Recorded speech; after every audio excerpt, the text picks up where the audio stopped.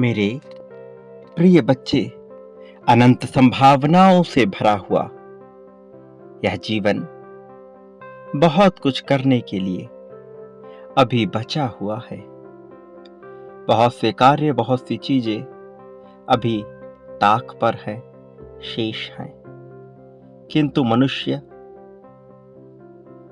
जो कुछ कर सकता है वह सब कुछ कर गुजरने के लिए अभी उसे बहुत लंबी दूरी तय करनी है। अभी उसने अंश मात्र भी अपनी क्षमताओं का खंगाला नहीं है। मेरे प्रिय, तुम्हें कुछ ऐसी चीजों को अभी करना बचा हुआ है जिसके लिए मनुष्य उद्देश्य लेता है। प्रिय बच्चे, यह समझने का एक नजरिया तुम्हें विकसित करना होगा, क्योंकि तुम्हें अपने जीवन को मुक्त और स्वच्छंद रूप से जीना है, ना कि किसी धारणा या किसी के दास्ता के बंधन में बंधकर। लेकिन तुम्हारा जो जीवन अभी व्यतीत हो रहा, यह मुक्त होने से कोसों दूर है। इसमें एक दबाव है, ऐसा दबाव जो तुम्हें पीछे ढकेल रहा है और तुम्हें किसी भी हाल में पीछे नहीं होना है। वो दिन दूर हो गए जब तुम तकलीफों से हार जाया करते थे, तकलीफों के सामने झुक जाया करते थे। अब तुम मजबूत हो चले हो। वास्तविकता में तब भी तुम मजबूत थे, लेकिन परिस्थितियों के आगे तब तुम्हारी एक न चलती थी। पर अब समय और काल दोनों बदल चुके हैं, मनोभाव बदल चुका है, तुम्हारे सोचने समझने के नजरिए में भी विकास हुआ है। प्रिय बच्चे, तुम्हें मुक्त और स्वच्छंद होकर जीना है। ऐसे जीना है मानो तुम पर ना तो किसी का दबाव है, ना ही कोई बोझ, ना कोई कार्य शेष है, ना ही कोई आकांक्षा, ना कुछ हो जाने को तुम बचे हो और ना पहले तुम्हें कुछ हो जाना था। तुम मुक्त स्वतंत्र जीवन जीने के लिए ही बने हुए हो। तुम्हारा प्रयास केवल यही होना चाहिए कि तुम्हारा जीवन पूरी तरह से मुक्त हो। तुम्हारा प्रयास स्वतंत्रता के लिए होना चाहिए, पूर्णतः आजादी के लिए होना चाहिए, क्योंकि जीवन का तब तक कोई उद्देश्य सार्थक हो ही नहीं सकता जब तक जीवन परतंत्रता की बेड़ियों में जकड़ा हुआ होता है। ये परतंत्रता पूर्णतः स्वतंत्रता का अभाव है। आर्थिक स्वतंत्रता, मानसिक स्वतंत्रता, धार्मिक स्वतंत्रता, वैचारिक स्वतंत्रता, सामाजिक स्वतंत्रता, इन सब से पूरी तरह से स्वतंत्र होना ही तुम्हारा लक्ष्य है। और जब तुम इस प्रकार के जीवन शैली को अपना लोगे तो बाकी चीजें स्वतः ही तुम्हें मिलने लगेंगी। लेकिन जब तक तुम आगे बढ़ने की होड़ में लगे रहोगे, तब तक इतने पीछे रह जाओगे कि तुम सोच भी नहीं सकते। जो मनुष्य आगे बढ़ने की चाह नहीं करता और केवल स्वतंत्रता की तलाश करते हुए स्वयं को बेहतर बनाता रहता है, स्वयं में रुचियां उत्पन्न कर वह स्वयं को ही तराशने का कार्य करता रहता है, तब तक वह प्रगति पाता रहता है। मेरे प्रिय बच्चे, तुम्हें इस स्वतंत्रता को तलाशना है। आर्थिक स्वतंत्रता का अर्थ धन को इस प्रकार से समाहित करना कि कभी धन का विचार ही ना करना पड़े। या तो इतने संन्यस्त हो जाओ कि धन का विचार ना आए, अथवा इतने धनी कि धन का विचार करना ही ना पड़े। लेकिन जब तक धन का विचार करना पड़ रहा है, तब तक आर्थिक स्वतंत्रता प्राप्त नहीं हुई, और तब तक यह जीवन चक्र कर्मों के बंधन में बंधा यूं ही चलता रहेगा। इसलिए तुम्हारा लक्ष्य धन को इस प्रकार से हासिल करना है कि कभी धन का विचार ही ना करना पड़े। कहीं खर्च करने से पूर्व तुम्हें उसका व्यवस्था ना बनाना पड़े, यह ना सोचना पड़े कि इसके लिए क्या हिसाब लगाना है। किंतु फिजूल खर्ची और आवश्यकता के अंतर को तुम्हें समझना होगा। यह आवश्यक है। प्रिय बच्चे, धन के प्रति स्वतंत्रता का अर्थ है कि तुम्हें अपने रुचियों, अपने शौक को पूर्ण करने के लिए धन का विचार ना करना पड़े। किंतु जब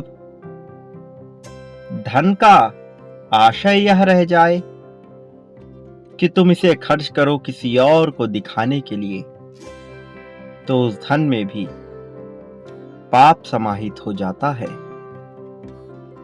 फिर वह धन कभी भी स्वतंत्र नहीं हो सकता।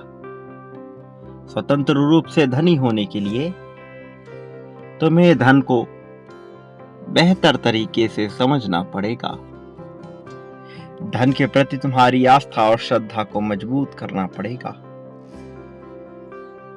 धन को अपना मित्र बनाना होगा। यह सब कुछ संभव है।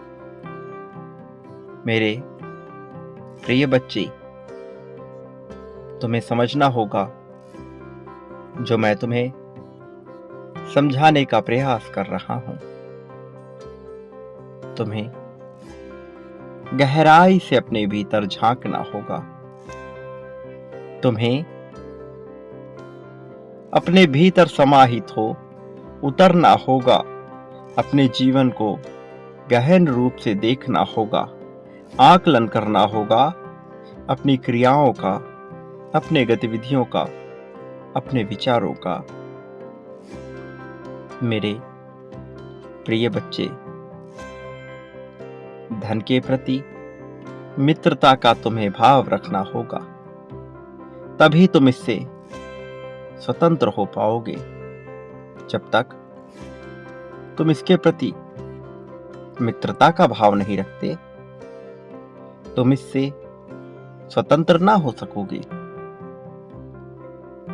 मेरे प्रिय बच्चे, इसी प्रकार से तुम्हें वैचारिक स्वतंत्रता रखनी होगी। वैचारिक स्वतंत्रता का आशय यह है कि तुम्हें सबको अपने हिसाब से नियंत्रित करने की आवश्यकता नहीं। तुम्हें स्वीकार करना होगा कि तुम्हारे विचार अन्य लोगों के विचार,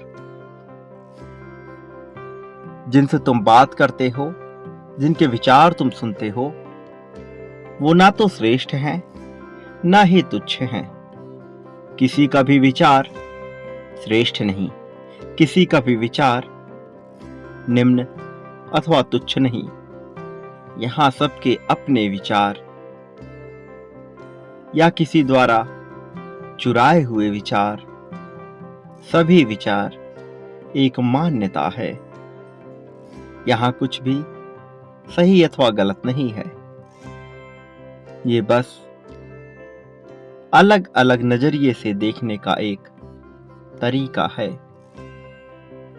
यदि किसी के विचार तुम्हें प्रभावित कर रहे, तो जरूरी नहीं कि उसके विचार सही हो। यदि किसी के विचार तुम्हें अप्रभावित कर रहे और तुम्हें अरुचिकर लग रहे, तो भी यह जरूरी नहीं कि वह विचार व्यर्थ हो। हर विचार का हर परिस्थिति, हर स्थान, लोक काल के अनुसार अपना महत्व होता है। तुम्हारे विचार दूसरों के विचार से भिन्न हो सकते हैं, किंतु तुम्हें किसी के भी विचार को छोटा नहीं मानना है, चाहे तुम उसके विचार को स्वीकार करो अथवा नहीं। तुम्हें उसका कटाक्ष नहीं करना। तुम उस पर अपनी प्रतिक्रिया जाहिर कर सकते हो, किंतु किसी को गलत अथवा सही नहीं ठहरा सकते, क्योंकि मनुष्य जो सोच रहा है और जिस सोच तक पहुंचा है, वो मानव जीवन के विकास क्रम का अभी अंश मात्र भी नहीं है। अभी तो बहुत कुछ उजागर होना शेष है। इसलिए मेरे प्रिय बच्चे, तुम्हें अपने भीतर वैचारिक स्वतंत्रता लानी ही होगी। अपनी बातों को सिद्ध करने के लिए, स्वयं को सही साबित करने के लिए दूसरों से बहस करना, दूसरों के साथ अनर्गल वार्तालाप में पड़ना निरर्थक, व्यर्थ, महत्वहीन और पाप कर्म है। पुण्य का कर्म तो यह जानना है कि यह संसार विभिन्न प्रकार की गतिविधियों, विभिन्न प्रकार के मतभेदों और विभिन्न प्रकार के बहुतायत में क्रियाओं से भरा पड़ा है। यहां तुम्हें अनेकता देखने को मिलेगी, लेकिन इसका यह अर्थ नहीं कि कोई मान्यता सही हो अथवा गलत। इसलिए तुम्हें सामाजिक स्वतंत्रता को भी हासिल करना है। सामाजिक स्वतंत्रता ये स्वीकार करना है कि जो कुछ भी अभी चल रहा, चाहे तुम्हें वह पाप कर्म ही क्यों ना लग रहा हो, चाहे कुछ तुम्हें पुण्य कर्म ही क्यों ना लग रहा हो, वह सही अथवा गलत के पैमाने से परे है। तुम्हें कहीं हिंसा दिख रही, इसका यह अर्थ नहीं कि समाज, ये संसार, ये सृष्टि, यह ब्रह्मांड पाप से भर चला है। वो लोग जो ऐसी बातें करते हैं, इसी संसार के अंश हैं। लोगों को सदा सदा से यही लगता आया है कि संसार धीरे धीरे पतन की ओर बढ़ रहा है, किंतु तुम्हें इस प्रकार की सामाजिक मान्यता से मुक्त होना है। तुम्हें अपने आप को इस तरह के बंधनों में, इस तरह की बातों में नहीं डालना है। लोगों को सदा से यही लगता आया है कि ये संसार खत्म हो जाएगा, किंतु यहां कुछ भी खत्म होने जैसा है ही नहीं। यहां सब कुछ शाश्वत था, शाश्वत ही रहेगा, बस सबके रूप में परिवर्तन होता है। इसलिए जब रूप में परिवर्तन होना ही है, तो बेवजह की चिंता अपने माथे पर क्यों डाल रहे हो? क्यों बेवजह की चिंता से ग्रसित होकर अपने जीवन को बर्बाद कर रहे? आज जिस जीवन के द्वारा, जिस शरीर के द्वारा तुम इस संसार की सचेतता को महसूस करते हो, इस संसार की जीवंतता को महसूस करते हो, तुम्हें उसका सम्मान करना होगा। उसमें कमियां ढूंढने के बजाय उसे बेहतर करने का विकल्प ढूंढना होगा। निश्चित तौर पर परिस्थितियां उतनी रुचिकर नहीं जैसी तुम चाहते हो, किंतु उतनी अरुचिकर भी नहीं कि तुम प्रयास ना कर सको। मैं चाहता हूं तुम प्रयास की सीढ़ी पे आगे बढ़ो। सफलता की ऊंचाई तक तुम कब पहुंच जाओगे, तुम्हें इसका अंदाजा भी नहीं है। तुम्हें बस कदम बढ़ाकर आगे बढ़ना है, ऊपर चढ़ते जाना है। एक कदम, फिर एक कदम और। प्रथम प्रयास और अंतिम लक्ष्य तक तुम्हें यूं पहुंचा दिया जाएगा जैसे कोई बाज बहुत ऊंचाई तक उड़ जाता है, कोई जहाज जो धीरे धीरे ऊपर उड़ना प्रारंभ करता है फिर किस प्रकार की गति को पा लेता है, वो विमान जो बहुत ऊंचाई तक उड़ जाता है वैसी ही गति को तुम पालोगे। लेकिन प्रथम प्रयास अत्यंत आवश्यक है, स्वतंत्रता की चाह अत्यंत आवश्यक है, स्वतंत्रता को समझना अत्यंत आवश्यक है, चाहत और जरूरत के बीच के भेद को समझना अत्यंत आवश्यक है। मेरे प्रिय बच्चे, मैं जानता हूं ये जीवन तुम्हें बहुत कुछ सिखा रहा है और यह आवश्यक भी है, लेकिन इस सीमित जीवन काल में अब तुम्हें अपने कदम आगे की ओर बढ़ाने हैं। अब तुम्हें मुक्त होने का भाव महसूस करना है।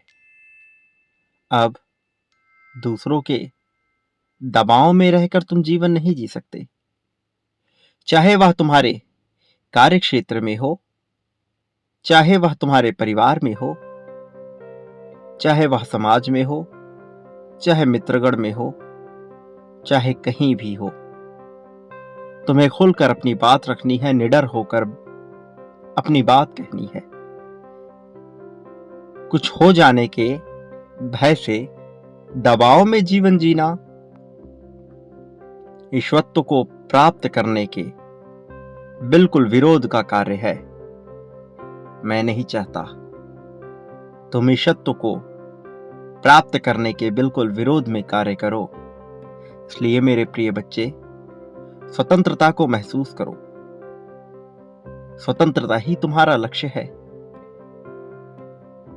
धार्मिक स्वतंत्रता से आशय तुम्हें समझना है धर्म के महत्व को।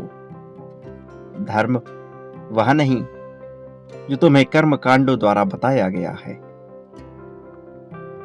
धर्म का अर्थ है तुम्हारे लिए क्या सही है, जिससे किसी और को पीड़ा ना हो, उस कार्य का चयन।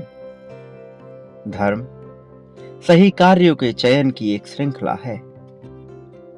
धर्म किसी प्रकार के कर्म कांड में बंधा हुआ कोई कार्य नहीं है।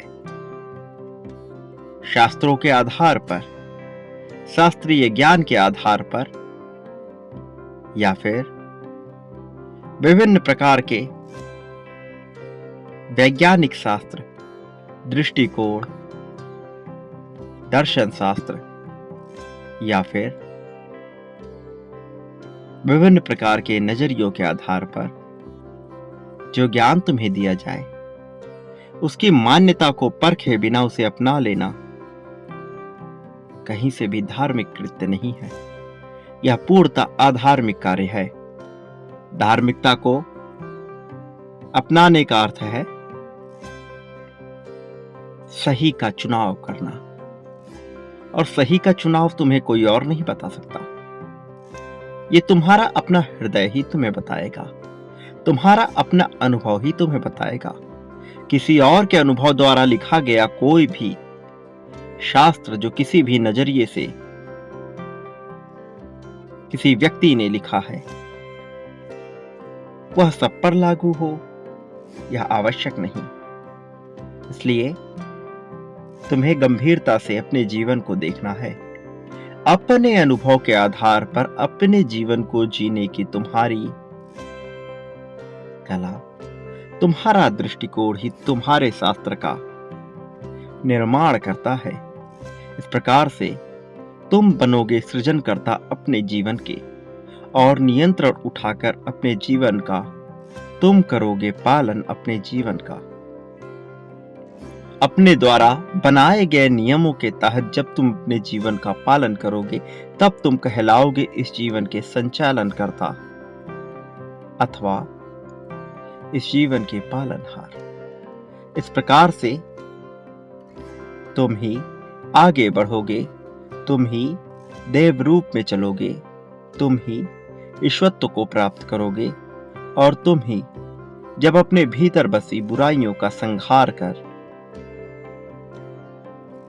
चयन करोगे उन चीजों का जो तुम्हारे जीवन को प्रगति दिलाए, बेहतर बनाए और तुम्हारे जीवन में प्रेम भर दे, तब तुम ही होगे संहारक अपने बुराइयों का। इस प्रकार से इस संसार में मौजूद सभी गुण अर्थात सृजनात्मकता अथवा मौलिकता, संचालनकर्ता अथवा पालनकर्ता, संहारक अथवा विनाशक, ये सभी त्रिगुण के माध्यम से ही अपने जीवन को एक गति दिलाओगे। यह आवश्यक है।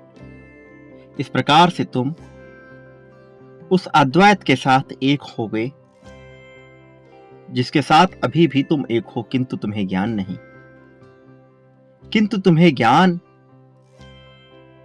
नहीं है क्योंकि तुम अपने मन के द्वारा चल रहे हो। जिस समय तुम अपनी बुद्धि का प्रयोग कर अपने कदम बढ़ाओगे, तुम्हारा मन तुम्हारे वश में हो जाएगा। जब तुम स्वयं को ही समझकर स्वयं के द्वारा स्वयं के लिए फैसले लेना प्रारंभ करोगे, तब सब कुछ तुम्हारे पक्ष में होगा। इससे कोई फर्क नहीं पड़ता कि तुम्हारा मन क्या कहता है, तुम्हारे लिए क्या आवश्यक है, क्या जरूरी है।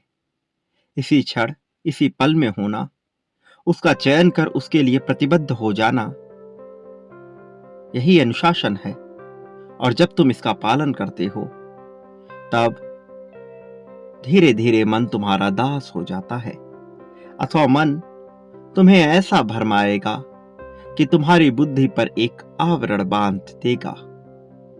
मेरे प्रिय बच्चे, तुम्हें स्वतंत्रता को महसूस कर इसके साथ आगे बढ़ना है। स्वतंत्र होना तुम्हारा लक्ष्य है, तुम्हें यह समझना है। और मैं तुम्हें यह बता देना चाहता हूं कि तुम्हारा जीवन बेहतरी के लिए प्रगतिशील हो चला है। अब तुम्हें बेहतरी मिलने वाली है। अब तुम्हारे जीवन में जीत आने वाली है। प्रगति तुम्हें हासिल होने वाली है। जिसकी तुमने चाह की, अब वह तुम्हारे जीवन में तुम्हें प्राप्त होगी। तुमने जिस जीवन की कल्पना की है, उससे भी बेहतर जीवन अब तुम पाने वाले हो। इसलिए मेरे प्रिय बच्चे, इसी क्षण, इसी पल में, इसी वक्त संख्या 2222 तुम्हें लिखना है। संख्या 2222 इसी पल में तुम्हें लिखना है। साथ ही अपनी जीत को दर्शाना है। मेरे प्रिय बच्चे, तुम्हें यह लिखकर अपनी जीत को स्पष्ट करना है। संख्या 1176 तुम्हारे लिए आवश्यक है। धीरे धीरे तुम्हें बहुत कुछ मिलने वाला है। एक बात सदा याद रखो, तुम इस संसार में जो कुछ भी बांटते हो, बदले में अपने लिए भी वही प्राप्त करते हो। प्रेम, धन, त्याग, समर्पण, संपत्ति, समृद्धि, दुख, सुख, शोक, अशोक, निराशा, आशा, अपेक्षा, अनपेक्षा। मेरे प्रिय, शोक, ईर्ष्या, द्वेष, अपनापन, मित्रता, शत्रुता, दुराव, तुम जो कुछ भी बांटते हो वह कई गुना ज्यादा होकर तुम्हारे पास लौट कर आता है। तुमने कार्य प्रारंभ कर दिया है, मैं यह देख रहा हूं, और जल्द ही तुम्हें यह समझ आ जाएगा। जल्द ही तुम्हें इसके बदले बहुत ज्यादा मिलेगा। तुम भाग्यशाली हो कि तुमने बांटने का विकल्प चुना। तुम अब पाने वालों की श्रृंखला में सबसे आगे रहोगे। जब यह होगा, चमत्कार बरसेगा। जब यह होगा, तुम्हारे जीवन की महिमा हर जगह फैल जाएगी, क्योंकि तुम इतना प्रभावशाली जीवन जियोगे। धन,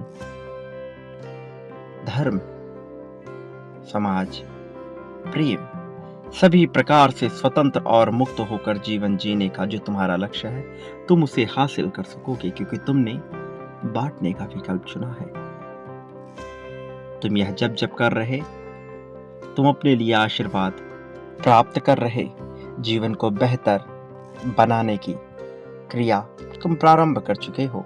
तुम्हारा उद्धार निश्चित तौर पर होगा। सदा याद रखना, मैं हर पल में तुम्हारे साथ था, मैं हर पल में तुम्हारे साथ हूं, मैं हर पल में तुम्हारे साथ रहूंगा। मेरे आने वाले संदेशों की प्रतीक्षा करना। मैं अवश्य आऊंगा तुम्हारा मार्गदर्शन करने, तुम्हें जीत दिलाने, तुम्हें जीत की राह पर आगे ले जाने के लिए, तुम्हारी उंगली पकड़कर तुम्हें सत्य और जीत की राह पर बढ़ाने के लिए। मेरे प्रिय बच्चे, सदा सुखी रहो, लोगों में खुशियां बांटो। तुम्हारा इस जगत में कल्याण होगा। वास्तविक अर्थों में तुम्हारी प्रगति होगी।